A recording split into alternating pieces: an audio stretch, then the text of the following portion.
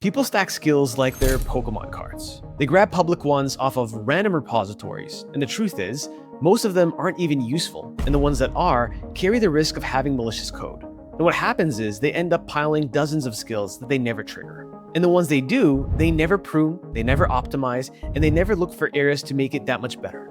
So if you're sitting on an empire of stale and insecure skills, then this video will take your skill set to the next level. And if you stick around to the very end, I'm going to walk you through 8 different tips that you can use to make your skill experience that much better. So this is how it could feel to sit on tens of different skills. You have this false sense of security that you're covered on every single angle. Whatever the AI needs, it's going to have a skill for that. Very similar to back in the day when we used to say there's an app for that, now there's a skill for that. But from the clients we've worked with and the community members I've taught, I can tell you that most use a small fraction of all the skills they have in their system. And you might say, who cares? What if I had 100 skills? How does that change my Claude Code experience? Well, if you load the /context of Claude Code, you'll be able to scroll down and see that each and every one of these skills, when I start a brand new session, activates. And although each one is small, between 69 to maybe 150 tokens, these add up over time. And most importantly, they get carried forward through context. So even though these skills take a fraction of the overall context window, over time, as you have very long conversations and you forget to start brand new conversations to compact in a very useful way, you'll have all kinds of tool calls, stale skills, all of these in context. And then you'll ask the question, why is my Claude code so dumb? And many forget what these models are actually doing. If you take a look at this diagram right here, it's not just the skills that we load every single session. We have claude.md files. Sometimes those are bloated on their own. Then we have rules, we have old files, we have old context in those files. And then on top of that, you're stacking on all of these additional skills. The more you jam in the context window, the less you'll be able to source why something's not working or why your Claude code isn't firing the right skill at the right time for the right use case. And one additional thing I see is that many skills have very long descriptions, and the average person doesn't know that that description will not even make it into the core context window when Claude code is loaded. So when it comes to the YAML front matter of any one of these skills, the name should be unbelievably descriptive in a short amount of words. So just as a little preview, you can see here at this project level, we have a daily stand-up skill, we have a daily planner skill, today's tasks, and morning routine. Depending on the laziness of your prompting on a particular day, any one of these could fire, and your ability to control that gets minimized. And when it comes to the description of the skill, most people don't know that after a certain character limit, it gets cut off from Claude's view. So you could have a whole essay on when to use this Claude skill specifically in every circumstance, and it will only see the first preview of it. You might be so obsessed with getting all of your standard operating procedures inside of a skill that you don't actually think of the experience of using it, the UX of opening up a skill and having some form of feedback loop. So for example, for 90% of the skills that I produce, I use what's called the Ask User Input tool, which basically interviews me in some way. And at the end of the session, I do my best to have my skills interview me, or I do what's called reverse meta prompting to improve that skill for next time. And I'll show you an example, but the TLDR is that reverse meta prompting would allow you to have a bad experience or an iterative experience with a skill. And at the very end of the session, once you've done things wrong and finally done it right, you can tell Claude Code, hey, based on this entire back and forth, we got to X outcome. I want you to map the critical path that would have taken us from A to B a lot faster for next time. Because then you can sculpt the perfect skill over time. And by the way, if all this talk about skills is making you want to take your Claude Code skills to the next level, then you want to check out the first link in the description below. Once you join the early AI Dopters community, you'll gain access to tons of resources, including my living course for Claude Code that we keep adding to, on top of all of my exclusive skills that you'll never see on YouTube. If that sounds interesting to you, check out the link. Otherwise, let's get back to the video.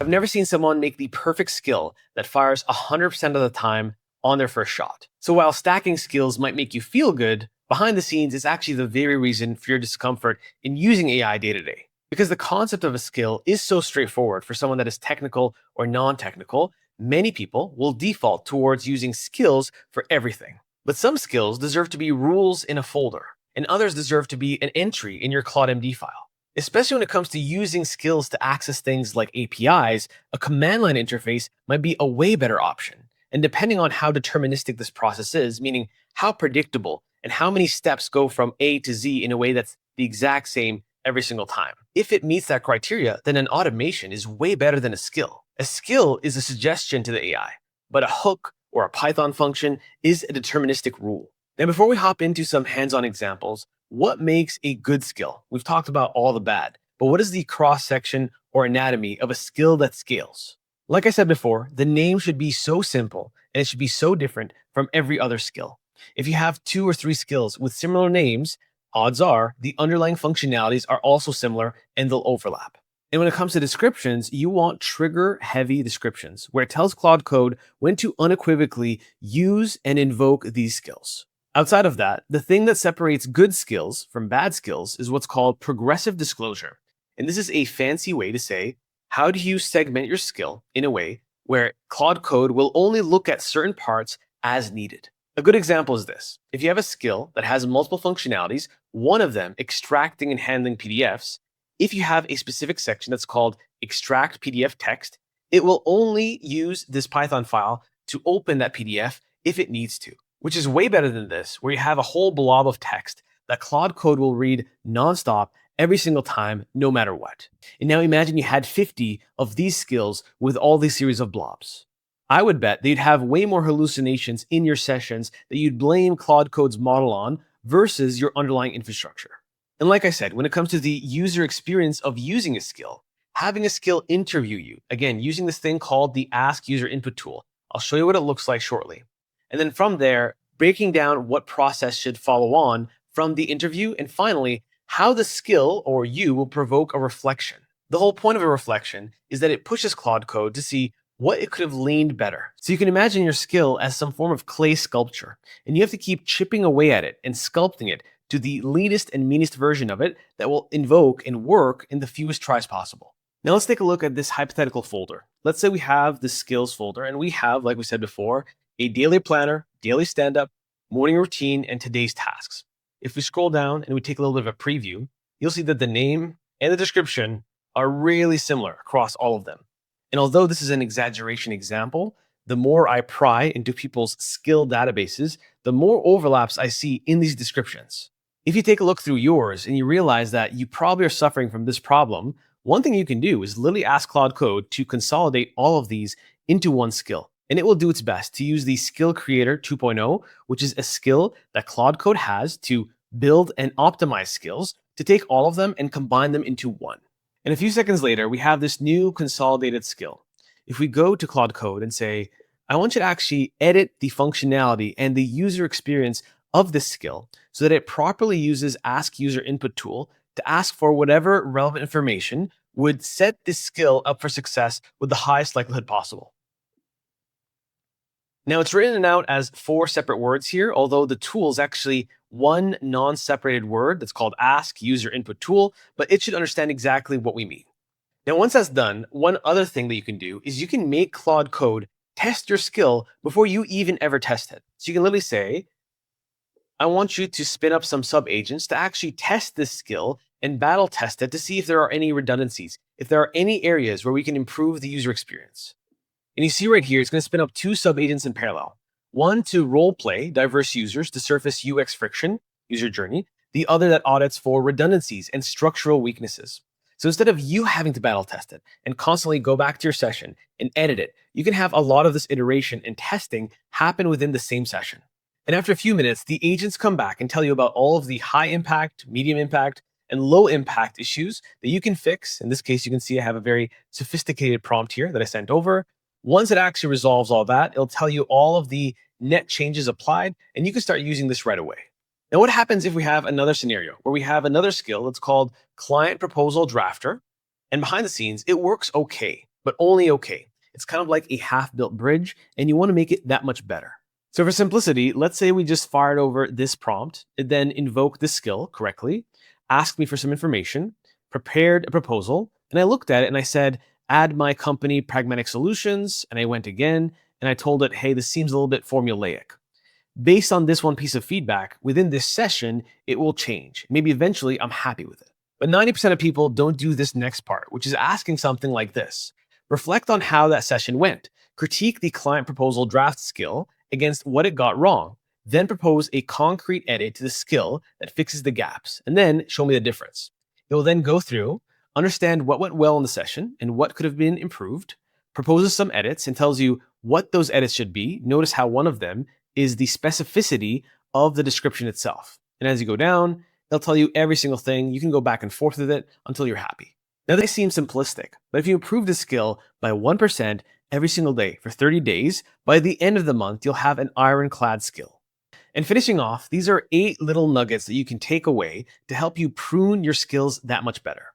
Now, the first one I wrote here was run it cold. And what this means is to purposely run a very vague prompt and see if it will still invoke the same skill that you're looking for. This will give you some stimuli that, one, the skill is unique enough amongst all the other skills that there's no overlap, there's no noise. And two, that most likely the description is sufficient enough for a Claude Code to know exactly when to use it. And the next one is about checking the budget. How do you make sure that your description has enough information that it knows exactly when to trigger it, but lean enough they don't have to be too verbose? For number 3, if it makes sense to have the skill interview you to increase the chances that it has all the prerequisite information to fire correctly, then all you have to do is ask Claude Code to bake in the Ask User Input tool. Number 4, if the skill is related to anything related to copy, then making sure built into the skill are a series of rules of not using em dashes, not having sycophancy, basically programming the entire tonality of the skill. And number 5 and 6 can be interrelated, where number 5 is about pushing the skill to ask you to rate it out of 10 on how that session went, kind of like a customer support representative. And if you tell it 7, then it should also ask you, why was it a 7 and not a 10? Number 7, I wrote wrong primitive. And what this means is this the right tool for the job? Does this deserve to be a skill, or should it be a rule, a claude-md, or something else in the Claude Code infrastructure? And when it comes to the last tip, I actually have a golden nugget for you. When it comes to optimizing my skills, I use this pre-canned prompt where I tag what's called the claude-code-guide agent. This is an agent that is up to date with the best practices for things like skills, rules, hooks, etc. So if we pop into one of my markdown files here, this is an example of the exact prompt that I've given in the past to improve my existing skills. So you can see I tag the claude-code-guide agent and I say, I want you to audit and optimize a skill that just underperformed in this session. Treat this as a serious skill engineering review, not a quick suggestion. And then I tell it the exact path to the skill in question. And then this will go through and it will tell it basically what the skill produced. So it interviewed and it told me this and that. And these were the expectations I had. And this is what actually happened. So then I will tell it to read the skill, audit it against the Anthropic official skills guidance, since that changes all the time. And then as we scroll down, identify what failed, run the structural checklist. This has a series of little subsegments that it goes through. Then at the very bottom, ask the wrong primitive question. Based on what the skill actually does, should it be a rule, a one-liner in the claude.md, a standalone CLI command, a slash command, etc. Using a prompt like this on top of the other tips that I've given you will increase the chances that you'll have a lean and mean stack of skills that you use all the time and you constantly improve. So hopefully that demystifies what makes a good and a bad skill and why most people that talk about skills aren't talking about the dark sides of it.